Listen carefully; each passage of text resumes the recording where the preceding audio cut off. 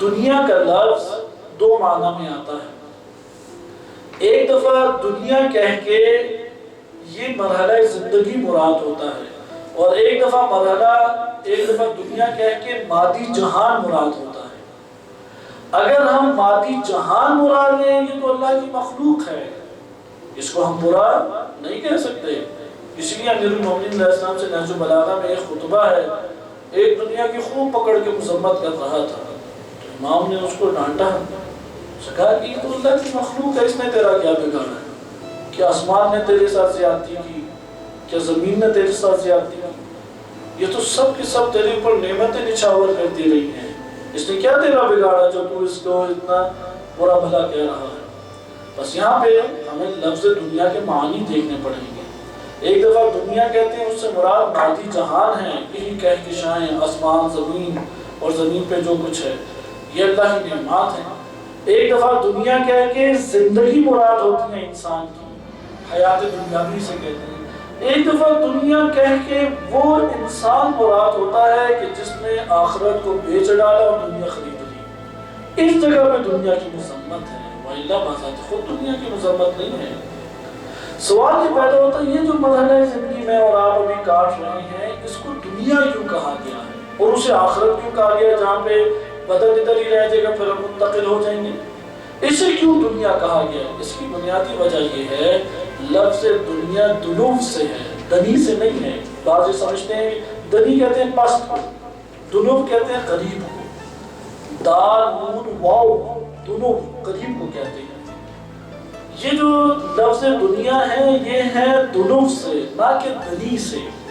دنی اگر ہم علمی اصطلاح میں بولیں تو دنوف ہے ناقص واوی اور دنی ہے محموز اللام. دنی سے نہیں ہے، دنوف سے ہے. اکثر لغات میں دنیا دنوف سے ہے. دنوف یعنی قریب، یعنی وہ مرحلہ زندگی جہاں زندگی بسر کرنے کے اسباب اور وسائل قریب انسان کے رکھ دیے گئے ہیں، انتہائی قریب ہے. آخرت ایسی نہیں ہے، ادھر انسان کی زندگی کے وسائل قریب نہیں ہیں، جتنے بھیجے ہیں بس وہی ملیں گے. لیکن اس دنیا میں ہمیں وہ ملے ہیں کہ جس کا ہم نے اہتمام کیا ہے. ہم نے تو اپنی سانسوں کے آنے جانے کا کوئی اہتمام نہیں کیا، سانس لے رہے ہیں. ہم نے تو اپنے جسم کے گردے جگر دل چلانے کا کوئی اہتمام نہیں کیا، وہ اللہ کی ذات چلا رہی ہے. ادھر آپ دیکھیں تو زندگی کے اکثر اور بیشتر وسائل ہمارے بہت قریب پڑے ہوئے ہیں. ہم روٹی کا نوالہ کھانا چاہتے ہیں، اس کے مقدمات ہمارے جسم میں خود بخود پیدا ہو جاتے ہیں. منہ پہ لعاب بن جائے گا، اشتہا نفس کے اندر پیدا ہوگی اور ہاتھ اس کی طرف بے اختیار بڑھیں گے. بلکہ اگر توجہ سے نوالہ کھانے لگ جائیں، آپ دیکھیں گے کتنی دفعہ زبان کٹ جاتی ہے، ایک دفعہ نہیں کٹے گا. آپ نیت کر لیں کہ میں نے زبان دانتوں سے بچانی ہے، جس دن یہ نیت کر لی وہ بار بار کٹنا شروع ہو جائے گی. جس دن آپ کہیں گے بے فکر ہو کے کھائیں، یہ تجربہ خود بھی کر کے آپ دیکھ لیں. جس دن کہیں کہ حلق میں پتہ نہیں اترتا ہے یا نہیں اترتا نوالہ، اس دن وہ پھنس جائے گا. لیکن اپنے آپ کو اللہ سبحانہ وتعالیٰ کے اس نظام کے تحت بھیج دیں، اس پہ چھوڑ دیں.